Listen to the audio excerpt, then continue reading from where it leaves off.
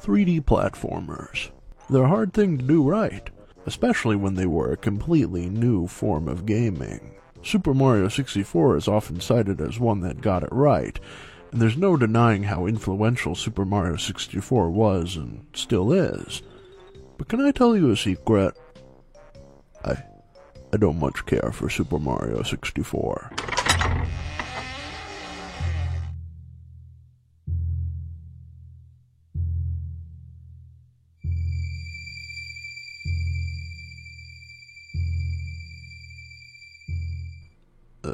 As I was saying, I feel the game has gotten a little outdated as compared to modern platformers. Sure, the game had good mechanics at the time, but they haven't aged too well, and overall, I just don't like it as much. Oh God. Luckily for me, around 2 years after the release of Super Mario 64, a new 3D platformer would come out with a lot of charm, style, and great mechanics. A game that would stand to be my favorite video game of all time. And that game is Banjo-Kazooie.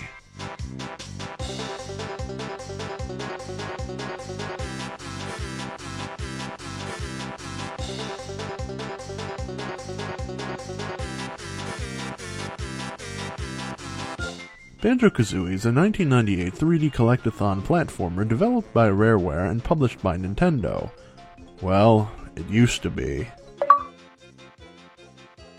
In it you play as Banjo and Kazooie, obviously, who embark on an adventure to rescue Banjo's little sister Tooty, who has been kidnapped by the evil witch Gruntilda with the aim of stealing all of Tooty's beauty for herself. A simple plot, yes, but these early platformers really didn't need to be narratively complex, unless you wanted them to be.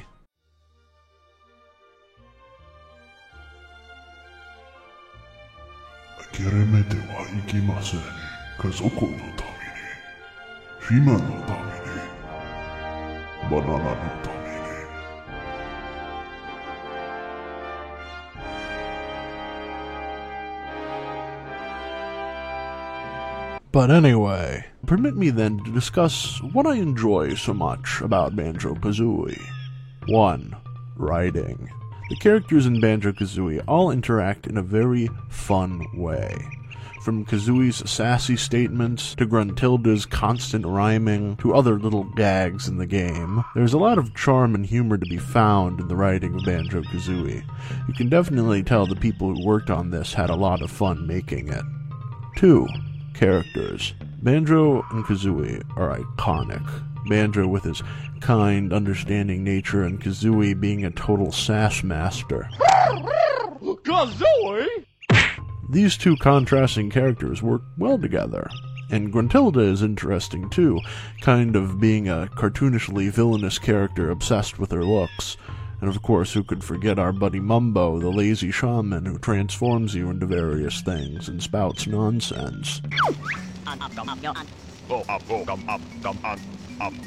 The side characters are great too. I think my favorite is Captain Blubber, who speaks in burps.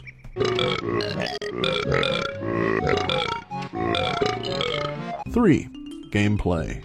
The gameplay in Banjo-Kazooie is really good, and really tight. The controls aren't floaty and aren't too overly complex. Additionally, you have a plethora of moves you can use to navigate different spaces. You can shoot eggs, attack while moving, spring pads, flying, and my favorite, the Talon Trot. It's a lot faster than walking and permits you to walk on steep inclines. There are, of course, more moves that you can acquire in the game, but I'll keep those secret. All in all, this vast moveset doesn't seem like too much and facilitates some interesting puzzles and other challenges. In addition to these moves, Banjo has entirely new moves when he's transformed into other creatures through Mumbo, which I think my favorite Banjo is Pumpkin Banjo. Just look at him hop around like a big orange idiot. 4. Music. I think one thing that people will instantly identify about Banjo-Kazooie is the music, lovingly crafted by Grant Kirkhope. I know some folks don't like it that much, but for me, it slaps. Hard.